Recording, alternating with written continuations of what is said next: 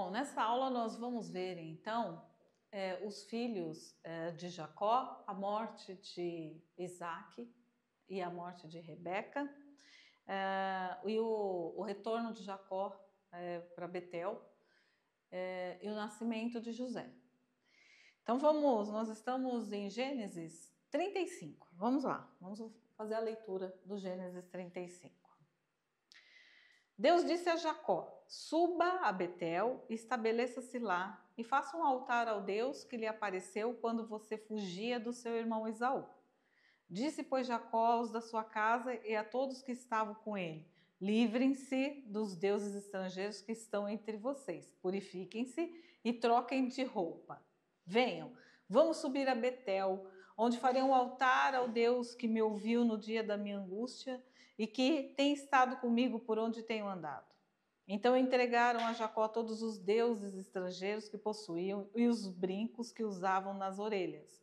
E Jacó os enterrou ao pé da grande árvore, próximo a Siquém. Quando eles partiram, o terror de Deus caiu de tal maneira sobre as cidades ao redor que ninguém ousou perseguir os filhos de Jacó. Jacó e todos os que com ele estavam chegaram à Luz, que é Betel, na terra de Canaã. Nesse lugar, construiu um altar e lhe deu o nome de El-Betel, porque ali Deus havia se revelado a ele quando fugia do seu irmão. Débora, ama de Rebeca, morreu e foi sepultada perto de Betel, ao pé do carvalho, que por isso foi chamado Alon-Bacute. Depois que Jacó retornou de Padã-Arã, Deus lhe apareceu de novo e o abençoou, dizendo: seu nome é Jacó, mas você não será mais chamado Jacó. Seu nome será Israel. Assim lhe deu o nome de Israel.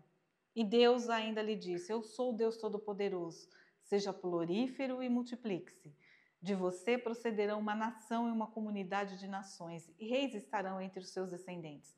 A terra que dei a Abraão, a Isaque, dou a você, e também aos seus futuros descendentes darei essa terra. A seguir, Deus elevou-se do lugar onde estivera falando com Jacó. Jacó levantou uma coluna de pedra no lugar em que Deus lhe falara e derramou sobre ela uma oferta de bebidas e a ungiu com óleo. Jacó deu o nome de Betel ao lugar onde Deus tinha falado com ele. Eles partiram de Betel e, quando ainda estavam a certa distância de Efrata, Raquel começou a dar à luz com grande dificuldade.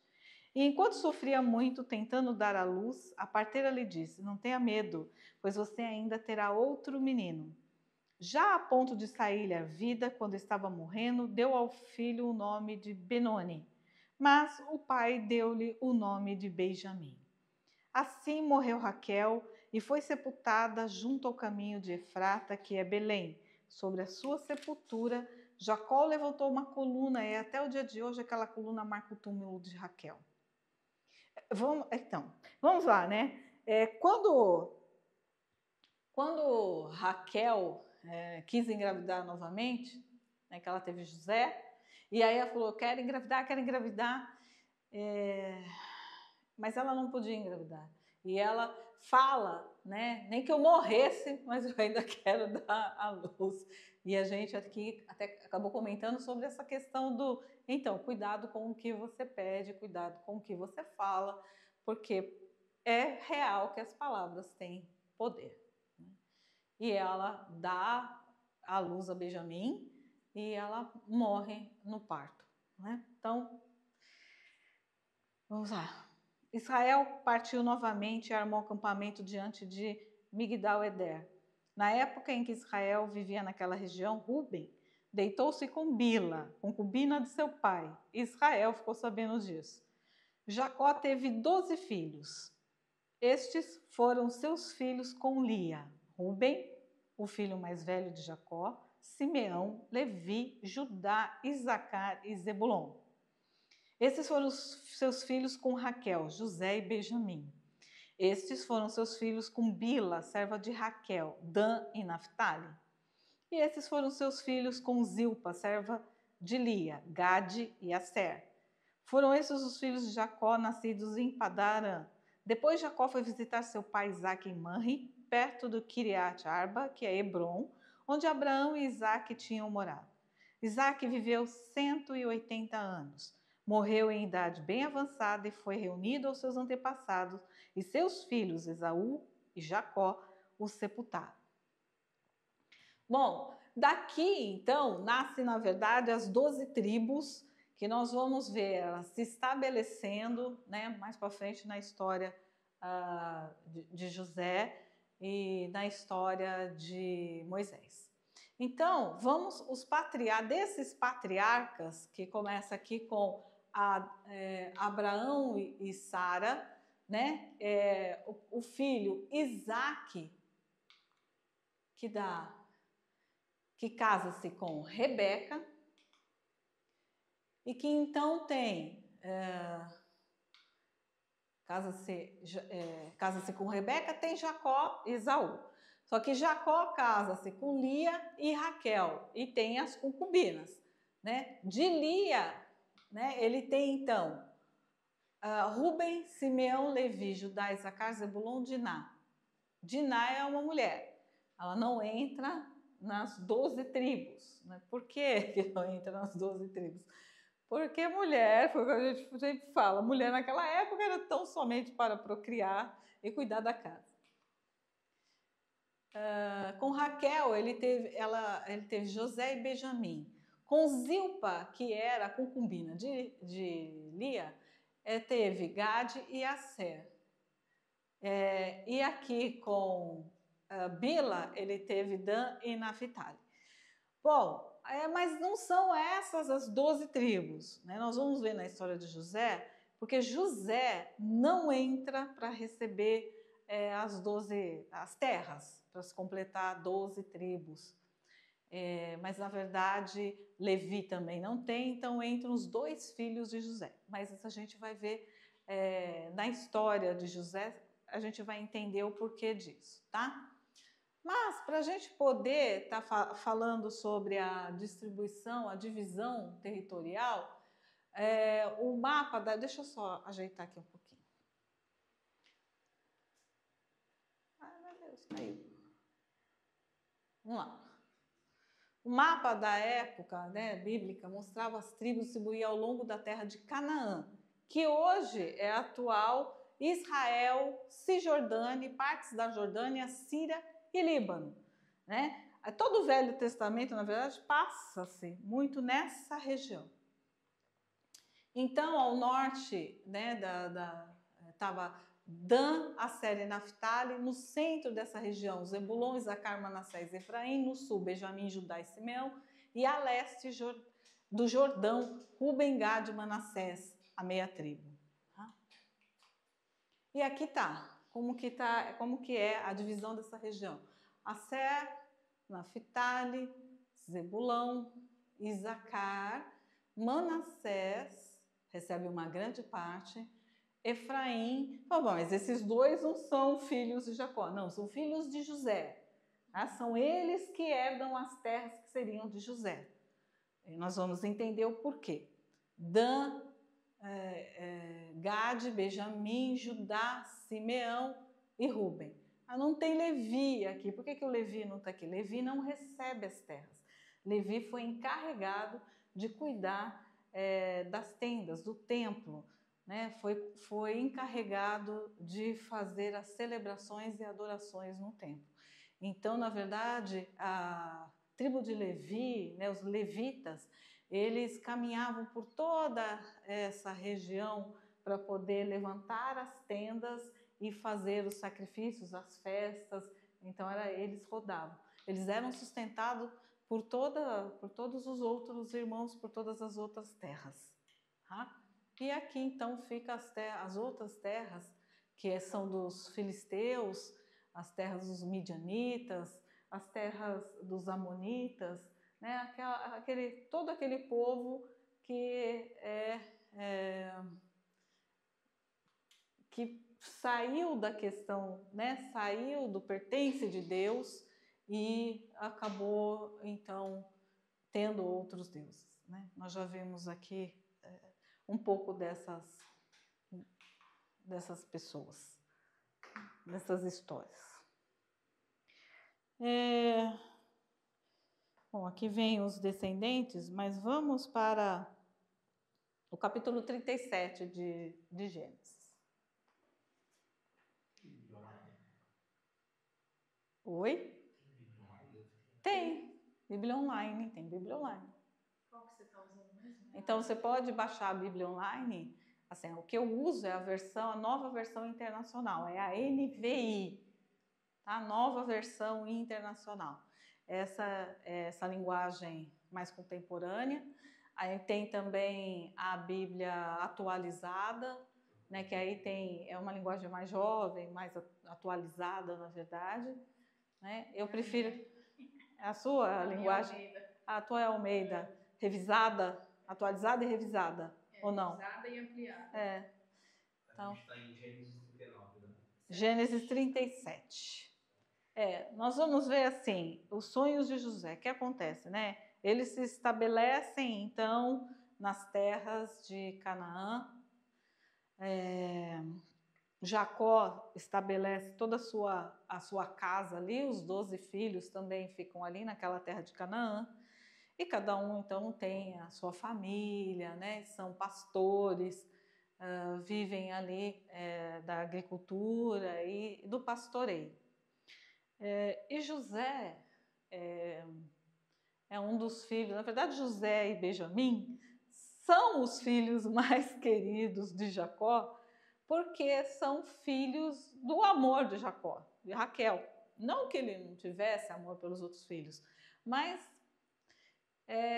tinha aquela questão de ser os filhos da esposa que ele batalhou tanto para estar, né? Que era o verdadeiro amor de Jacó.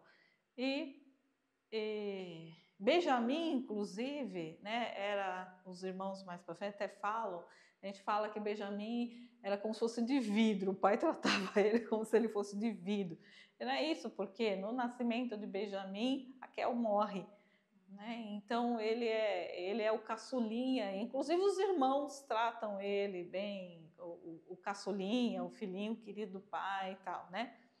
Só que José era um filho diferente e aquela coisa assim, muito esperado, e como se fosse um filho prometido.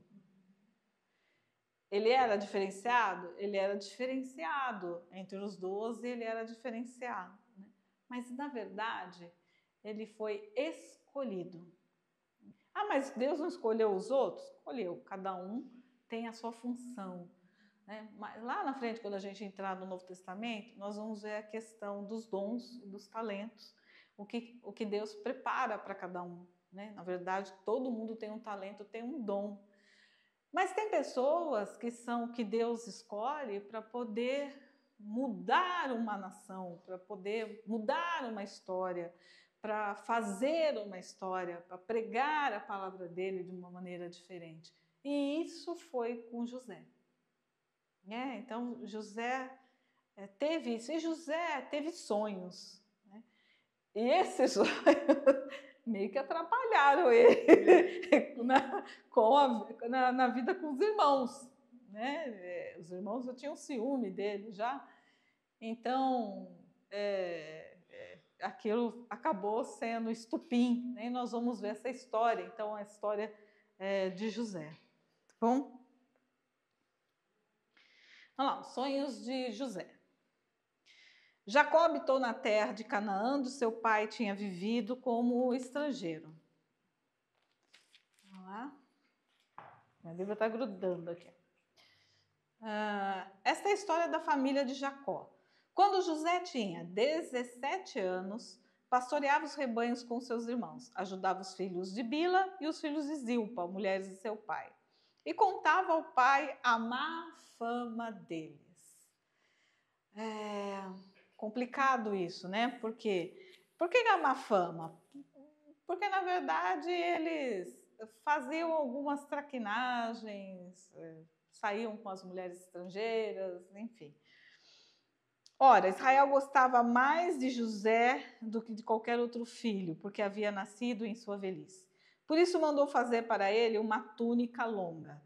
Quando seus irmãos viram que o pai gostava mais dele do que de qualquer outro filho, odiaram-no e não conseguiam falar com ele amigavelmente, ou seja, tiveram ciúme. Ah, mas o que era a túnica longa? Quando se mandava fazer uma túnica, né, e dependendo das cores da túnica, né, tem um significado muito grande. Né? Assim, eu gosto, não é só a questão do gostar mais de você, mas do status social, inclusive, da posição que eu te coloco dentro da família. Né? Nenhum dos filhos tinha essa túnica longa. E quem recebia, às vezes, as túnicas longas eram os sacerdotes, eram os senhores mais ricos, né? As pessoas que eram mais abastadas, e principalmente, depois nós vamos ver também o vestuário, quando as franjas, tem franjas, né? Dependendo do número de franjas também, significa o status social dessa pessoa. E para tecer uma túnica, demorava-se muito tempo, né? Para tecer essa túnica. Então, e Jacó manda fazer uma túnica, e não era barato. Não era barato. Manda fazer essa túnica para José e o presenteia com essa túnica. Então, isso já deixou assim, então quer dizer que o meu pai gosta mais dele. Isso causou um ciúmes muito grande com os irmãos, com todos os irmãos. Tá? Certa vez, José teve um sonho e quando o contou a seus irmãos, eles passaram a odiá-lo ainda mais. Ouçam o sonho que tive, disse-lhes. Estávamos amarrando os feixes de trigo no campo, quando o meu feixe se levantou e ficou em pé, e os seus feixes se ajuntaram ao redor do meu e se curvaram diante dele. Seus irmãos lhe disseram: então você vai reinar sobre nós? Quer dizer que você vai nos governar? E o odiaram ainda mais por causa do sonho e do que tinha dito. Depois teve outro sonho e contou aos seus irmãos. Tive outro sonho. E desta vez o sol, a lua e 11 estrelas se curvaram diante de mim. Quando contou ao pai e aos irmãos, o pai o repreendeu e disse: que sonho foi esse que você teve? Será que eu, sua mãe e seus irmãos viremos a nos curvar até o chão diante de você? Assim, seus irmãos tiveram ciúmes dele. O pai, no entanto, refletia naquilo. E os irmãos de José tinham ido cuidar dos rebanhos do pai perto de Siquém. E Israel disse a José: como você sabe, seus irmãos estão apacentando os rebanhos perto de Siquém. Quero que você vá até lá. Sim, senhor, respondeu ele. Disse-lhe o pai: vá ver se está tudo bem com seus irmãos e com os rebanhos, e traga-me notícias. Jacó o enviou quando estava no vale de Hebrom. Mas José se perdeu quando se aproximava de Siquém. Um homem o encontrou vagueando pelos campos e lhe perguntou: o que é que você está procurando? E ele respondeu: procuro meus irmãos. Pode me dizer onde eles estão apacentando os rebanhos? E respondeu o homem: eles já partiram daqui. Eu os ouvi dizer: vamos para Dotã. Assim José foi em busca dos seus irmãos e os encontrou perto de Dotã. Mas eles o viram de longe e antes que chegasse, planejaram matá-lo. Lá vem aquele sonhador, diziam uns aos outros. É agora. Vamos matá-lo e jogá-lo num desses poços e diremos que o animal selvagem o devorou. Veremos então o que será dos seus sonhos. Quando Rúben, o irmão mais velho, ouviu isso, tentou livrá-lo das mãos dele, dizendo: não lhe tiremos a vida. E acrescentou: não derramem sangue.